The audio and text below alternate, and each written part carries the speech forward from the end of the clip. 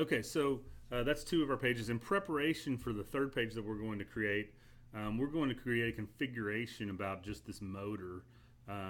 Probably the easiest way to do this, given the state we're in, is to go over and just take the last illustration because that has that selected. But let's bring up the model panel, and let's see. We should be able to, under Drive, then find there's the model there. So we should be able to do it from here too. Create configuration from sub-assembly. So that's an easy way too. Let's just do that. And we'll create a configuration called engine, not engine, motor. And so there's our configuration. And let's now set this page back to way it was, and we'll move on from there. So this one's ready to go. Now the next page we're going to insert under Home ribbon, use Page Template, and we're going to insert one of these that has the parts list built into it. But we're not going to quick insert. We're going to customize the page this time. That's why we created the configuration. And set up by this, we're going to use the motor configuration there. And I think that'll all work good. And so that created a new page. And we now have this already set up for us. We have a table that we can click through, and it highlights, you know, back and forth. We got a bidirectional configuration there. And there's two things we're going to do on this page. One, we're going to create an exploded view, and then after we do that, we're going to create buttons here that will go between the exploded view and the collapse state. This is a very simple exploded view to create here, so let's just get to it. We'll go to Model, Exploded View, New Exploded View. Again, we can just take the default name. And for this one, we'll do the hold down Control to click the second bolt there. Same story here. Now you can always use the tree over there if you can't click on something. I'm zoomed in enough where I have a nice clean clickable here, but you could just click here and then hold down Control just like you do here, if that's a better move for you. I think the next piece is that one. Yep. And then these two plugs. Kind of running out of space here. And then finally that one. Okay, so there's our exploded view. I think we're going to go back and make some adjustments to it since it's a little cramped at the bottom.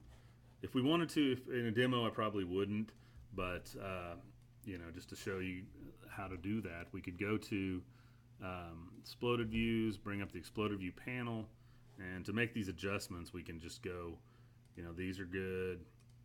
I think these could probably move out so we can edit the step details, which allows them to pull a little further.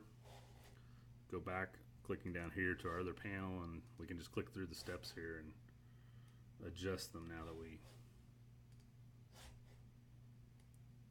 that'll let us make more room for these final two.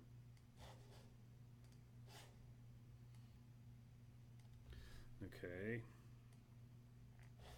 Okay, and then we're done with that. So our next goal on this page is we want to set up two buttons up here to collapse and for the collapsed and assembled state. So I'm going to double click. We'll make a little room for those buttons. But before we create them, let's make a little more just to be easy. Before we create the buttons, we're going to take two illustrations, one of a collapsed and one of assembled. So let's go to the Illustrate ribbon. We're going to select and we're going to make a new storyboard, and we'll just call this motor. And if we open it up and look at it, we'll see it's a blank storyboard. Let's hit home. That's as good as any. Okay, so we're going to take one illustration there, and we want to make sure this name is good because it's going to be the name that ends up on the button. So we'll call this Exploded View. And then we will just, we're not going to do markup, so we'll just close that. And then let's go Well, since the tree's up, we can just click here to get back to our other state, and we'll hit home again. We could have used these buttons to flip through the different exploded views to get back to that as well, so we could have clicked on this one a while ago. Okay, but anyway, we're at a place where we can hit new on Storyboard, and then we'll just call this collapsed view. And we have our two illustrations created now that we're going to use interactively. Again, I could have skipped that markup step. And to create the buttons, we go to our insert ribbon, and then we're going to grab shapes here. You can make buttons out of any shape. So we're just going to take a rectangle, make the simplest of buttons here. And let's see. I don't think we want it to be that big. How about something like that? Because then we can place two in here between those areas. Okay, so all you do is you create a shape here. We get a color we like. We can just go with the default color. That's fine. And then go to the properties for that shape. And we're going to pick the illustration change property. And the type of change, we're going to specify one, the storyboard, motor, the illustration. We'll do exploded view first. And we'll just do a glide transition. That's fine. And so we now have a button that's given the name exploded view. Let's center the text. Maybe make the text a little bigger. And we have a button now that will go to the exploded view. So let's copy this and we'll paste it. And let's place it down here. Let's place this button there. And for this one, now let's go back and let's make it collapsed. So we're just going to edit the properties for that one. Instead of exploded view, we're going to go with collapsed view. Say OK. And now we should be set up. If I turn off edit page, we should be able to click on exploded view, and this will animate to the exploded view. Still maintains the interactivity between the table, and then the collapsed view will go back to the other.